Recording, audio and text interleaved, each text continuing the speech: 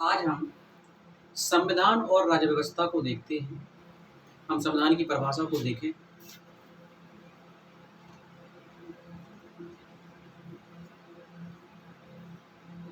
हम संविधान की परिभाषा को देखें तो नियमों, कानूनों या परंपराओं आदि का संकलन जो एक देश पर शासन करने के लिए आवश्यक होता है उसे संविधान कहते हैं।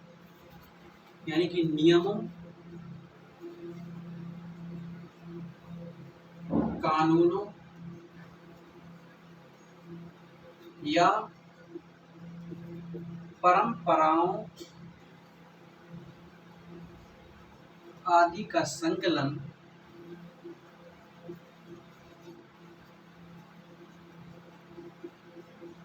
जो एक देश पर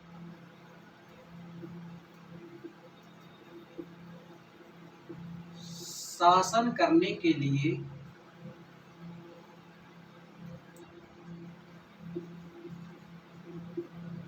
आवश्यक होता है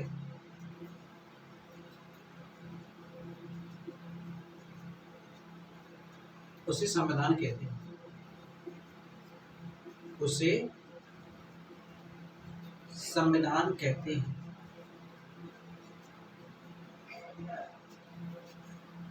नियमों, कानूनों या परंपराओं आदि का संकलन जो एक देश पर शासन करने के लिए आवश्यक होता है उसे संविधान कहते हैं। और शासन देश के सार्वजनिक जीवन पर किया जाता है, ना कि व्यक्तिगत जीवन पर। जो शासन है वो देश के सार्वजनिक जीवन पर किया जाता है,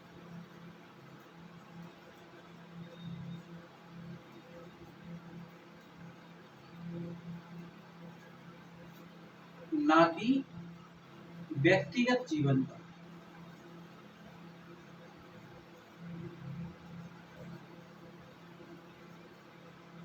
ना कि व्यक्तिगत जीवन पर। इसके बाद हम राज्य व्यवस्था को देखें तो राज्य व्यवस्था संविधान को व्यवहार में लाने की व्यवस्था को राज्य व्यवस्था कहते हैं। संविधान को व्यवहार में लाने की प्रक्रिया, संविधान को व्यवहार में लाने की प्रक्रिया को राज्य व्यवस्था कहते हैं। राज्य व्यवस्था कहते हैं। यानी कि नियमों, कानूनों या परंपराओं आदि का संकलन जो एक देश पर शासन करने के लिए आवश्यक होता है उसे संविधान कहते हैं। और शासन देश के सार्वजनिक जीवन पर किया जाता है, ना कि व्यक्तिगत जीवन पर। राज्य व्यवस्था को देखा हमने कि संविधान को व्यवहार में लाने की प्रक्रिया को राज्य व्यवस्था कहते हैं। इसके हम उदाहरण देखें।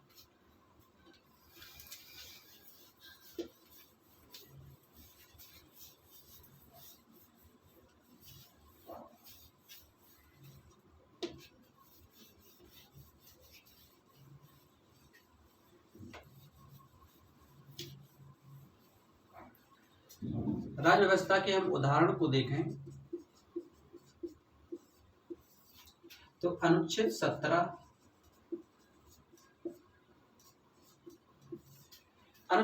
कहता है कि आय स्पर्शता विधि के अनुसार दंडनीय अपराध होगी।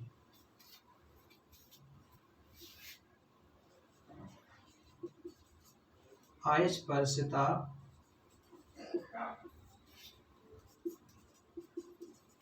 विधि के अनुसार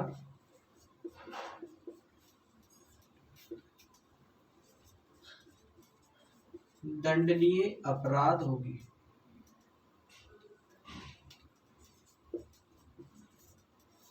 दंडनीय अपराध होगी।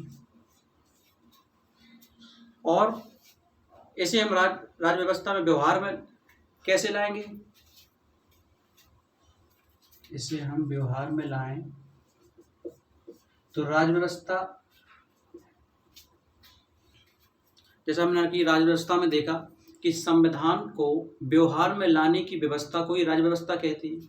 तो इसे व्यवहार में लाना की अस्पष्टता क्या है? अस्पष्टता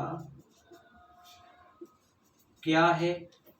अस्पष्टता क्या है, इसकी विधि क्या होगी और अपराध क्या हो या इसके लिए दंड क्या होगा?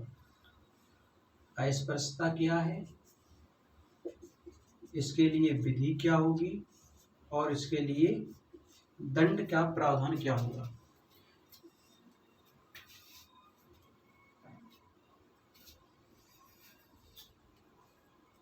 हमने कहा कि अनुच्छेद 17 कहता है कि अस्पष्टता विधि के अनुसार दंडनीय अपराध होगी। और इसे व्यवहार में लाना, जैसे अस्पष्टता क्या है, इसकी विधि क्या होगी और दंड क्या होगा। इसके लिए संसद ने क्या किया? अस्पष्टता निवारण अधिनियम 1955 लेकर आई सरकार, और जिसका नया नाम नागरिक अधिकार संरक्षण अधिनियम 1976 रखा गया। अगर हम व्यवहार में देखें राज्य व्यवस्था को, तो संसद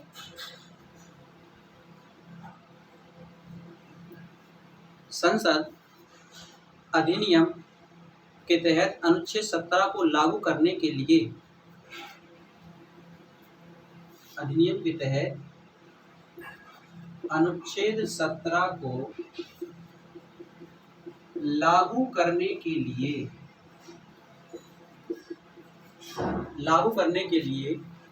अस्पष्टता निवारण अधिनियम 1955 लेकर आई। अस्पष्टता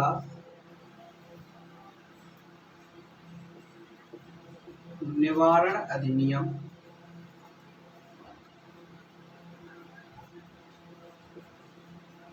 1955 लेकर आई, जिसका नया नाम नागरिक अधिकार संरक्षण अधिनियम 1976 है। और न्यायालय क्या करेगा? न्यायालय निर्णय देगा, जैसे कि प्रेस की स्वतंत्रता। अगर हम भारत में देखें तो भारत में 3 प्रकार की संस्थाएं पाई जाती हैं। कौन कौन सी? एक तो संवैधानिक संस्था, दूसरी असंवैधानिक संस्थाएं और तीसरी गैर संवैधानिक संस्थाएं। हम इन संस्थाओं को देखें।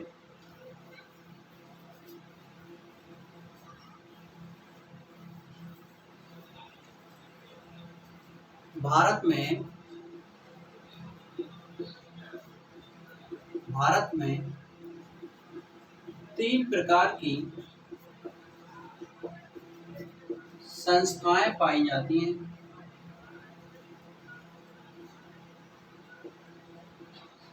या भारत में 3 प्रकार की संस्थाएं हैं, जिनमें पहली है संवैधानिक संस्था। संवैधानिक संस्थाएं। तो संवैधानिक संस्थाएं क्या है? ऐसी संस्थाएं जो संविधान में वर्णित हैं, उन्हें हम संवैधानिक संस्थाएं कहते हैं। दूसरी है असंवैधानिक संस्थाएं।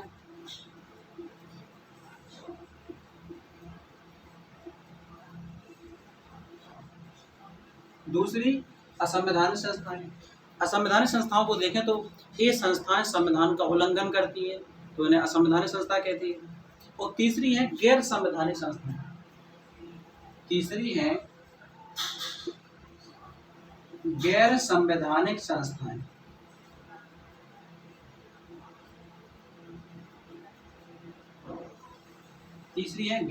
संस्थाएं। इनका वर्णन संविधान में नहीं है, लेकिन ये संविधान को लागू करने में सहायक होती हैं और इनको कहते हैं गैर संवैधानिक संस्थाएं। तो सबसे पहले हम संवैधानिक संस्थाओं को देखें कि इनमें कौन सी संस्थाएं आती हैं।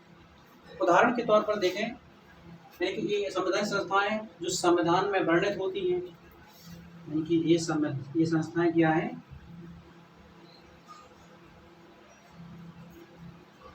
संविधान में वर्णित होती है। उदाहरण के तौर पर देखो तो अनुच्छेद 280 में वित्त आयोग है। अनुच्छेद 280 में वित्त आयोग है, और निर्वाचन आयोग, SC/ST आयोग और GST परिषद। 280 में तो वित्त आयोग है और 279A में GST परिषद है। GST। इसके बाद अनुच्छेद 279A में GST परिषद है। और क्या है संवैधानिक संस्थाओं में? SC/ST आयोग, SC/ST आयोग, निर्वाचन आयोग,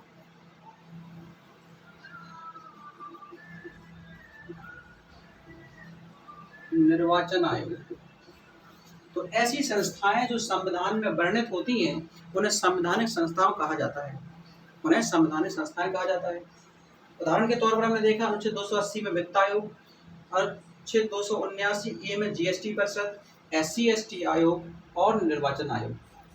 ये सभी संवैधानिक संस्थाएं, इनका जिक्र संविधान में है। इसके बाद हम देखते हैं असंवैधानिक संस्थाओं को। असंवैधानिक संस्थाओं में हम देखें तो ऐसी संस्थाएं जो संविधान का उल्लंघन करती हैं उन्हें असंवैधानिक संस्थाएं कहा जाता है। उदाहरण के तौर पर हम देखें जैसे आतंकवादी संगठन, जैसे आतंकवादी संगठन, आतंकवादी संगठन, नक्सलवादी संगठन, नक्सलवादी संगठन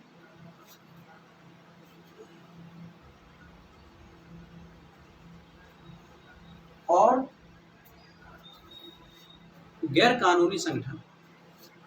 और क्या है? गैर कानूनी संगठन।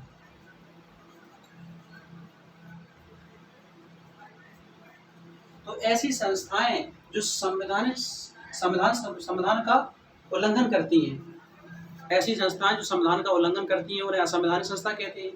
उदाहरण के तौर पर हमने देखा जैसे कि आतंकवादी संगठन, नक्सलवादी संगठन और गैर कानूनी संगठन, ये क्या है? ये असंवैधानिक संस्थाएं। इसके बाद हम देखते हैं गैर संवैधानिक संस्थाओं को या एक्स्ट्रा कॉन्स्टिट्यूशनल बॉडी को।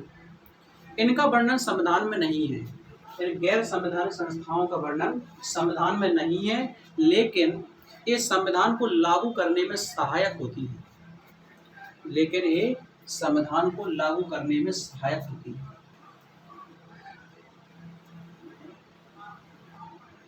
संविधान को लागू करने में सहायक।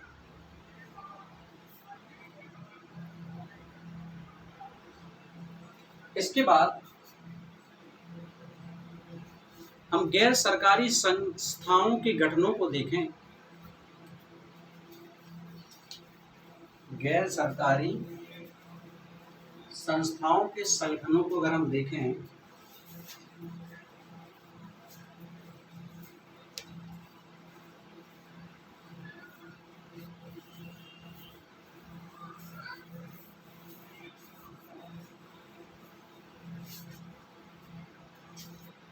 गैर सरकारी संस्थाओं के संगठन को,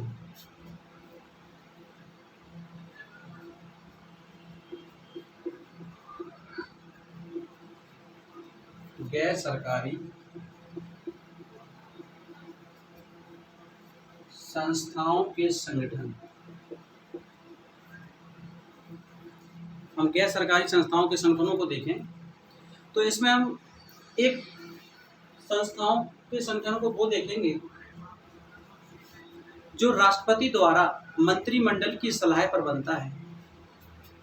कौन सा? राष्ट्रपति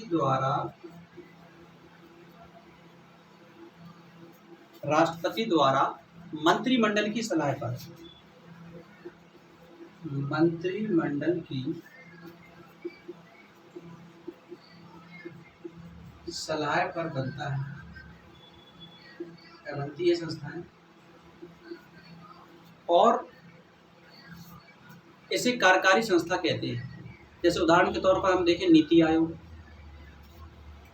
इन्हें कार्यकारी संस्थाएं कहते हैं या कार्यकारी संस्था कहते हैं। उदाहरण के तौर पर देखें नीति आयोग, उदाहरण के तौर पर हम देखें नीति आयोग को।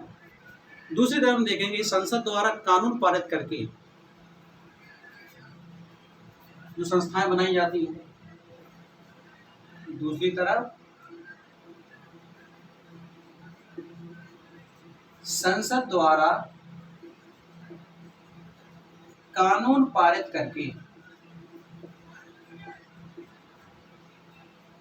संसद द्वारा कानून पारित करके बनाई जाती हैं और इसे संवैधानिक संस्था कहते हैं, सांविधिक संस्थाएं कहती है या कानूनी संस्था कहती है। उदाहरण के तौर पर हम देखें जैसे कि राष्ट्रीय मानव अधिकार आयोग,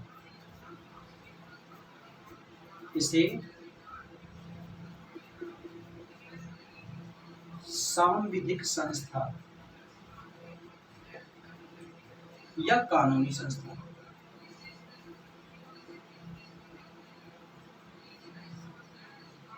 कहते हैं। उदाहरण के तौर पर हम देखें राष्ट्रीय मानव अधिकार आयोग, राष्ट्रीय मानवाधिकार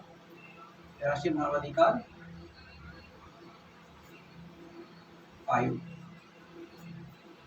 तो हमें गैर सरकारी संस्थाओं के संगठनों में हमने दो प्रकार के देखे। एक तो वो जो राष्ट्रपति द्वारा मंत्रिमंडल की सलाह पर बनाए जाते हैं, इनको कार्यकारी संस्थाएं कहते हैं। उदाहरण के तौर पर हमने देखा कि नीति आयोग। वहीं दूसरी तरह हमने देखा कि संसद द्वारा कानून पारित करके बनाई जाती हैं, इन्हें सांविधिक या कानूनी संस्थाएं कहती हैं। उदाहरण के तौर पर राष्ट्रीय मानव अधिकार आयोग। इसके बाद हम संविधान को देखें तो किसी देश के शासन के आधारभूत सिद्धांतों या नीतियों का ये संकलन होता है और संविधान को वैधानिक मान्यता प्राप्त होती है। देश की सर्वोच्च विधि भी है संविधान।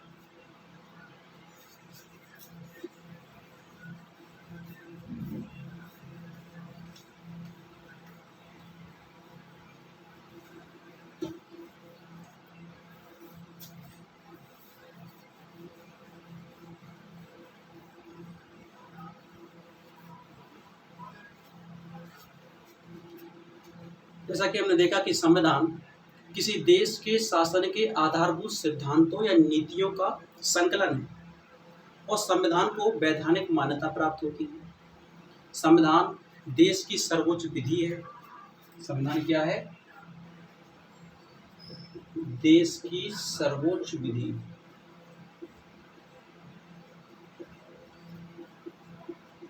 और इसे वैधानिक मान्यता प्राप्त है। अगर हम संविधान के महत्व को देखें तो संविधान ही किसी देश की शासन प्रणाली को तय करता है। यानी संविधान ही बताता है कि उस देश में लोकतंत्र है या राजतंत्र है। हम संविधान के महत्व को देखें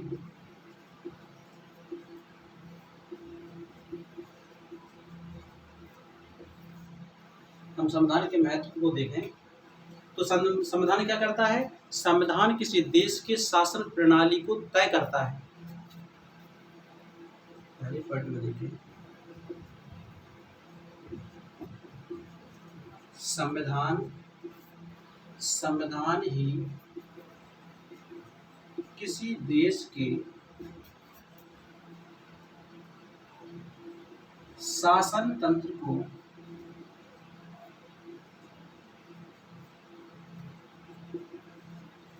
तय करता है। यानी संविधान ही बताता है कि उस देश में डेमोक्रेसी है, मोनार्की है, यानी कि लोकतंत्र है या राजतंत्र होगा। संविधान ही देश की राज्य व्यवस्था को तय करता है। दूसरे पॉइंट में हम देखें कि संविधान ही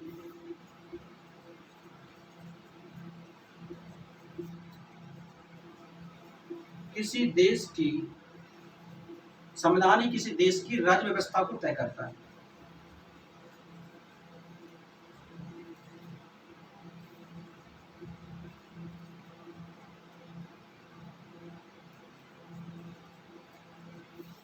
संविधान ही बताता है कि उस देश में एकात्मक शासन होगा संघात्मक होगा या अर्ध संघात्मक होगा, यानी शासन राज्य व्यवस्था की प्रकृति संविधान ही बताता है।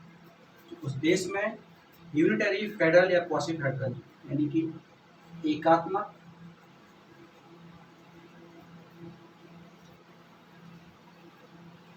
एकात्मक संविधान होगा या एकात्मक राज्य व्यवस्था होगी, संघात्मक होगी या अर्ध संघात्मक होगी, यानी कि दोनों के लक्षण पाए जाएंगे। संविधान ही किसी देश की सरकार का स्वरूप तय करती है, यानी कि संविधान ही किसी देश की सरकार का स्वरूप बताती है कि वहाँ पर संसदीय प्रणाली होगी, अध्यक्षात्मक प्रणाली होगी या अर्ध अध्यक्षात्मक प्रणाली होगी। तीसरे पॉइंट में हम लिखें कि संविधान ही किसी देश की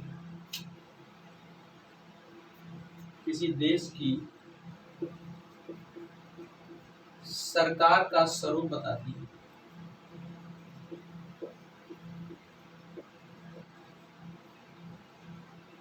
किसी देश की सरकार का स्वरूप बताती है कि वहां पर संसदीय प्रणाली होगी, अध्यक्षात्मक प्रणाली होगी या अर्ध अध्यक्षात्मक प्रणाली होगी। साथ ही संविधान सरकार के अंगों की शक्तियों की सीमा भी तय करती है। नेक्स्ट पॉइंट में हम लिखें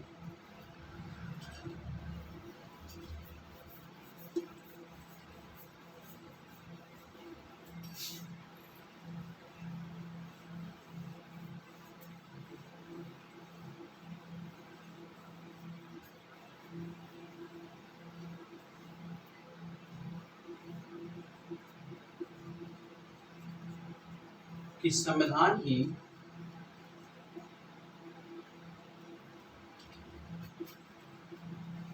किसी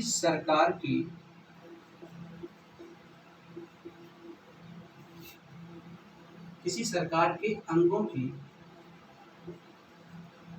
या शक्तियों की सीमा तय करती है। सीमा तय करती है। तो हमें संविधान के महत्व को जाना कि संविधान ही किसी देश की शासन प्रणाली को तय करती है कि उस देश में लोकतंत्र होगा या राजतंत्र होगा, यानी कि डेमोक्रेसी होगी या मोनार्की होगी। और संविधान ही किसी देश की राज्य व्यवस्था को तय करती है कि वहाँ राज्य व्यवस्था की प्रकृति कैसी होगी, वहाँ यूनिटरी होगी, फेडरल होगी या क्वासी फेडरल होगा, यानी कि उस राज्य व्यवस्था की प्रकृति में एकात्मक होगा जो सैन्य शक्तियों का केंद्रीकरण होगा, संघात्मक में शक्तियों का या विकेंद्रीकरण देखने को मिलेगा या दोनों के लक्षण देखने को मिलेगा।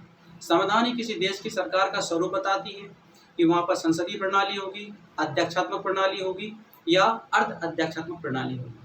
और संविधान सरकार के अंगों की शक्तियों की सीमा भी तय करती है। अंगों की शक्तियों की सीमा भी तय करती है।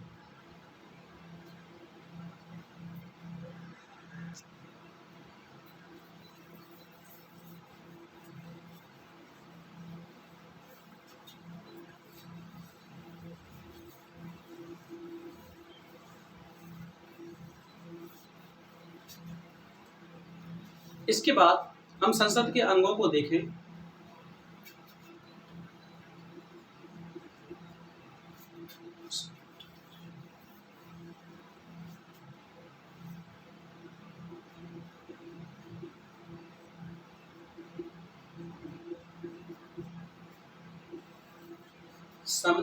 संसद के अंगों को अगर हम देखें तो संसद के अंग 3 संसद के अंग हैं, जिसमें विधायिका, कार्यपालिका और न्यायपालिका।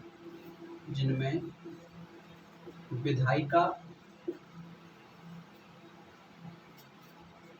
कार्यपालिका और न्यायपालिका।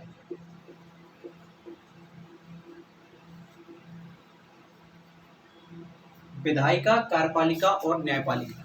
अगर हम विधायिका को देखें तो विधायिका विधियों का निर्माण करती है, यानी कि विधायिका विधि बनाती है। विधायिका संविधान के आधार पर या विधि के संगत संविधान के संगत विधियों का निर्माण करती है, विधि बनाती है या संविधान के संगत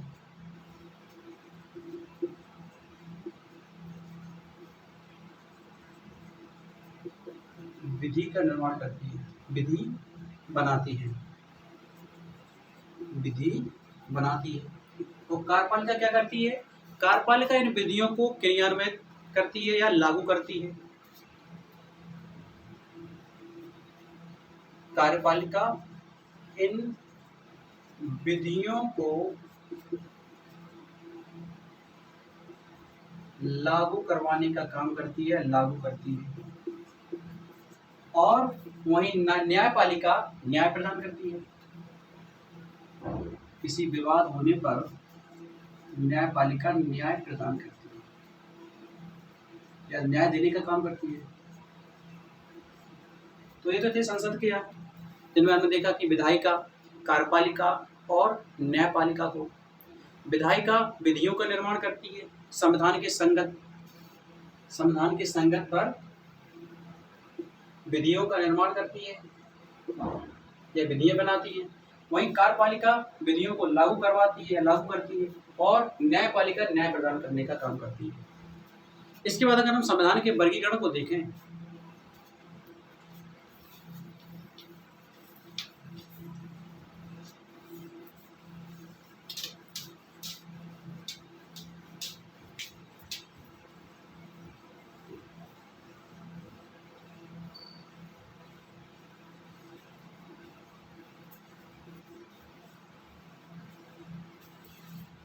इसके बाद संविधान का वर्गीकरण।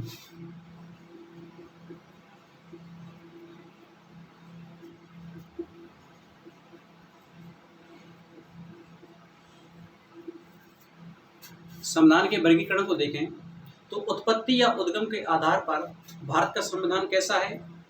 निर्मित है। उत्पत्ति के आधार पर भारत का संविधान कैसा है? निर्मित है। और शासन प्रणाली के आधार पर या संविधान की शासन प्रणाली के आधार पर देखें तो भारत का संविधान कैसा है? लोकतंत्र है।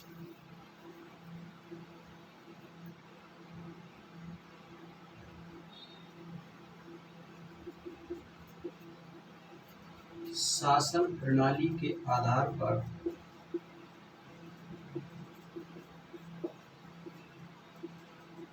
भारत का संविधान कैसा है? लोकतंत्र है। भारत का संविधान निर्मित है। संकलन की प्रकृति के आधार पर देखें तो भारत का संविधान लिखित है। संशोधन की प्रकृति के आधार पर देखें तो भारत का संविधान कठोर संविधान और लचीला संविधान दोनों है। वहीं संघ के आधार पर देखें तो भारत का संविधान एकात्मक और संघात्मक दोनों के लक्षण दिखाई देते हैं, यानी कि अर्ध संघात्मक है भारत का संविधान। वहीं हम लिखित संविधान और अलिखित संविधान में देखें तो लिखित संविधान और अलिखित संविधान में मात्रात्मक अंतर पाया जाता है। लिखित संविधान में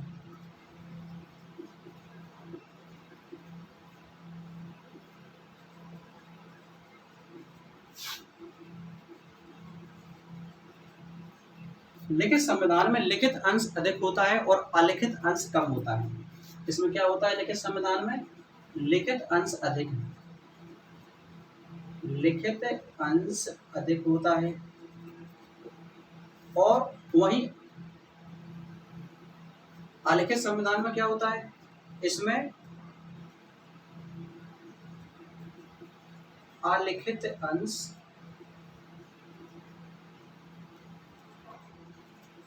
अधिक होता है। लिखित संविधान में लिखित अंश अधिक होता है और अलिखित अंश कम होता है। लिखित संविधान में लिखित अंश अधिक और अलिखित अंश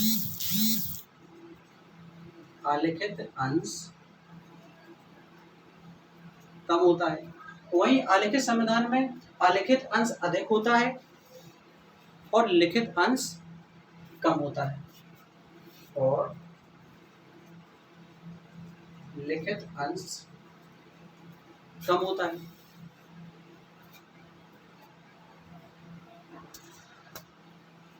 इसके बाद हम लिखित संविधान और अलिखित संविधान में अंतर देखते हैं। लिखित संविधान और अलिखित संविधान में अंतर।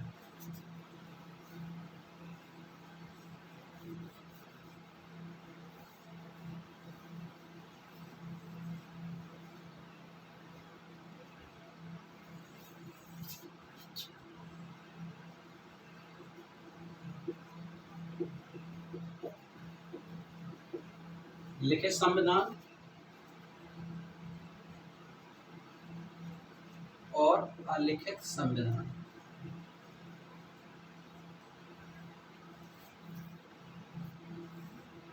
लिखित संविधान को देखें, जैसा कि हमने कहा कि लिखित संविधान में लिखित अंश अधिक है और अलिखित अंश न्यूनतम है या कम है। तो इसमें लिखित अंश अधिक और अलिखित अंश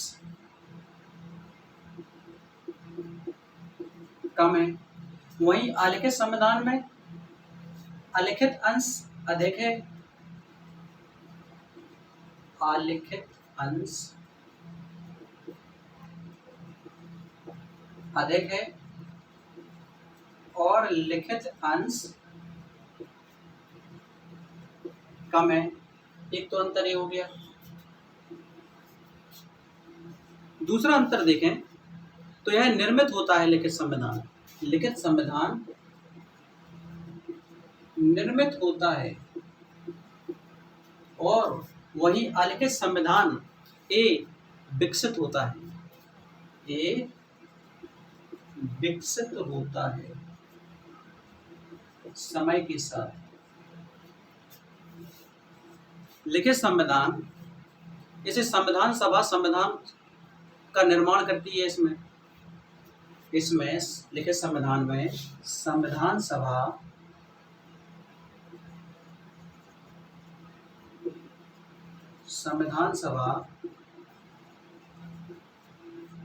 संविधान का निर्माण करती है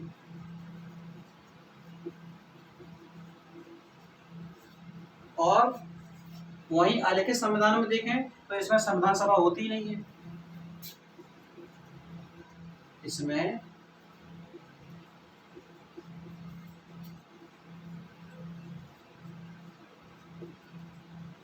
संविधान सभा नहीं होती।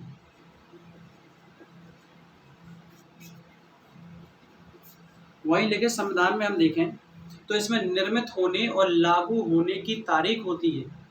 इसमें कोई तारीख नहीं होती। इसमें निर्मित या लागू होने की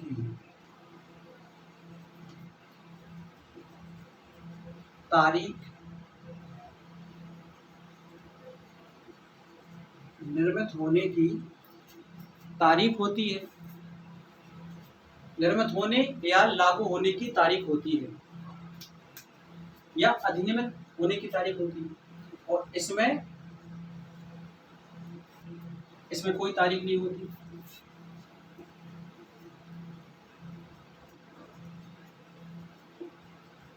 इसमें कोई तारीख नहीं होती है। इसके बाद हम और अंतर को देखें, अंतरों को।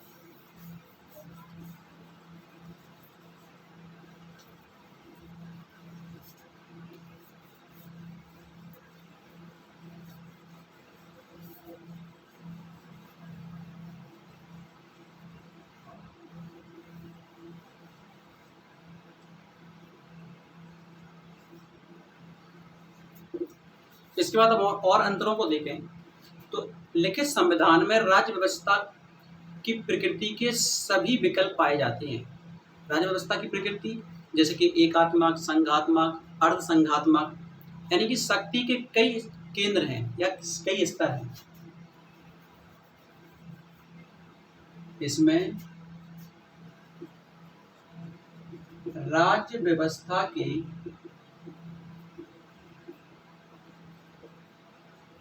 सभी विकल्प पाए जाते हैं। कौन कौन से पाए जाते हैं? एकात्मक, संघात्मक और अर्धसंघात्मक। वहीं अलिखित संविधान में देखें तो इसमें राज्य व्यवस्था की प्रकृति के केवल एक ही विकल्प पाया जाता है, वो भी एकात्मक। इसमें एकात्मकता पाई जाती है, यानी कि इसमें शक्ति का केवल एक केंद्र होता है। इसमें शक्ति का केवल एक केंद्र होता है।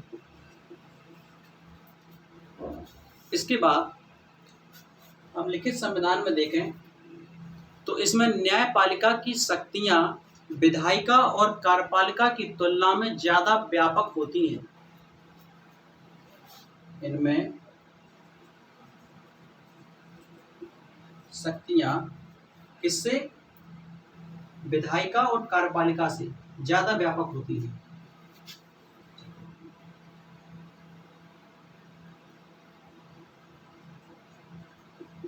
इसमें विधायिका और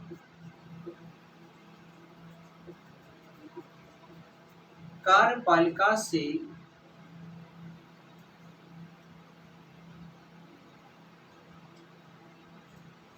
ज्यादा व्यापक शक्तियां न्यायपालिका के पास होती हैं। न्यायपालिका के पास होती हैं। वहीं हम अलिखित संविधान में देखें तो इसमें न्यायपालिका को सीमित शक्तियां दी जाती हैं और विधायिका को अधिक शक्तियां मिलती हैं। यानी कि इसमें न्यायपालिका की सीधी बात करें हम तो सीमित शक्तियां हैं। इसमें न्यायपालिका के पास सीमित शक्तियां हैं। सीमित शक्तियां हैं न्यायपालिका के पास और विधायिका के पास अधिक शक्तियां हैं।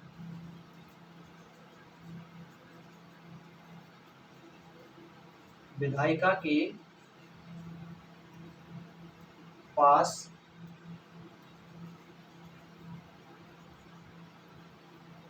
अधिक शक्तियां हैं।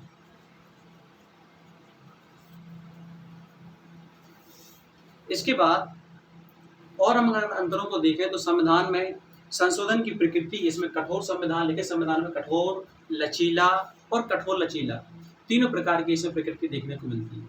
लेकिन वहीं कठोर संविधान में इसमें संशोधन की प्रकृति सरल और लचीली होती है।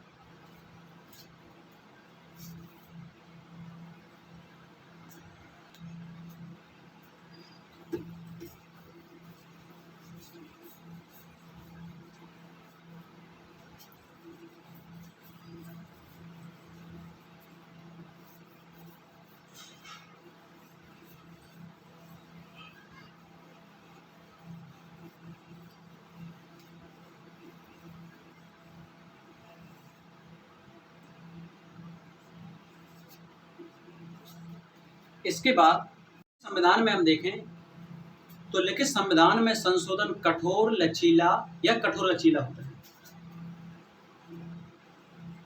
संशोधन कठोर लचीला या कठोर लचीला होता है। वहीं अलिखित संविधान में हम देखें तो संविधान में संशोधन सरल या लचीला होता है। इसमें संशोधन कैसा होता है?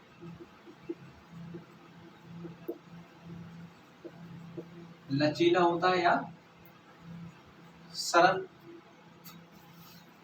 इसके बाद लिखित संविधान में हम देखें तो सबसे पहले संविधान अमेरिका का लिखा है, यानी कि अमेरिका का संविधान। उदाहरण के तौर पर हम देखें तो अमेरिका का संविधान सबसे पहले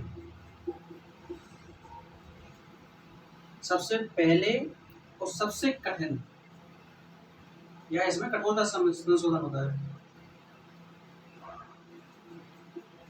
सबसे कठोर,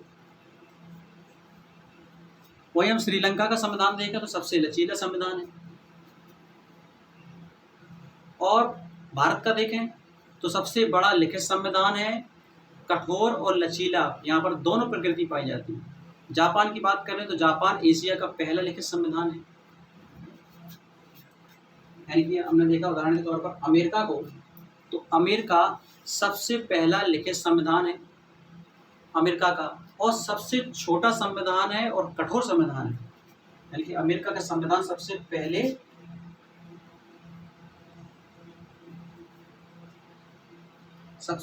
लिखित संविधान और सबसे छोटा संविधान और कठोर संविधान है।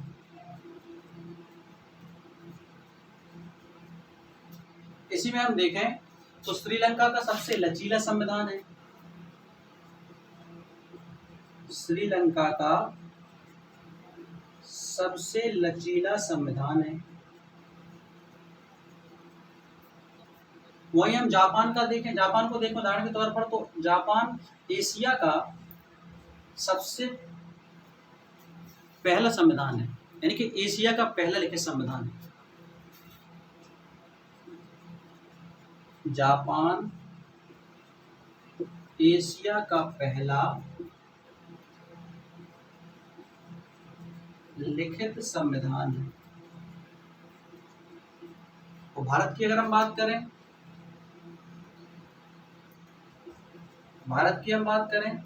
तो भारत का संविधान सबसे बड़ा लिखित संविधान,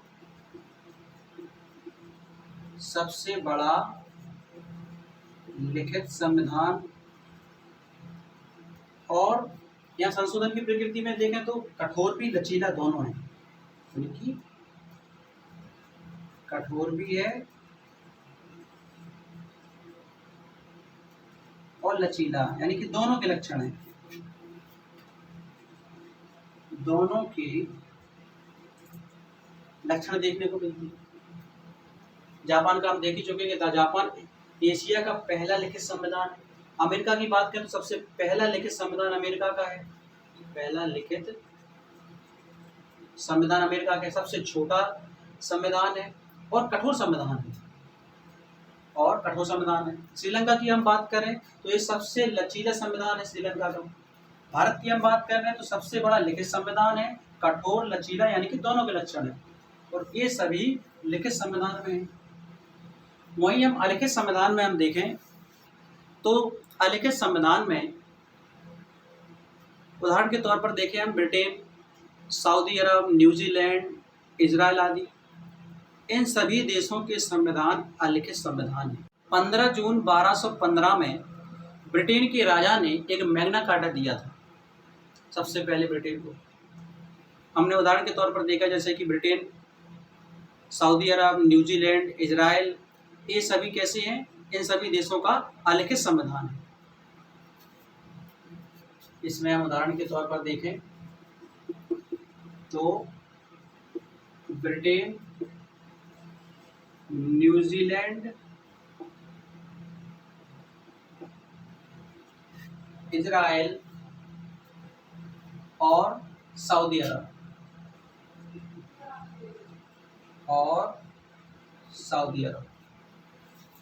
मिलते हैं नेक्स्ट वीडियो में। तब तक के लिए धन्यवाद। वीडियो अच्छी लगी तो चैनल को लाइक करें, सब्सक्राइब करें। धन्यवाद।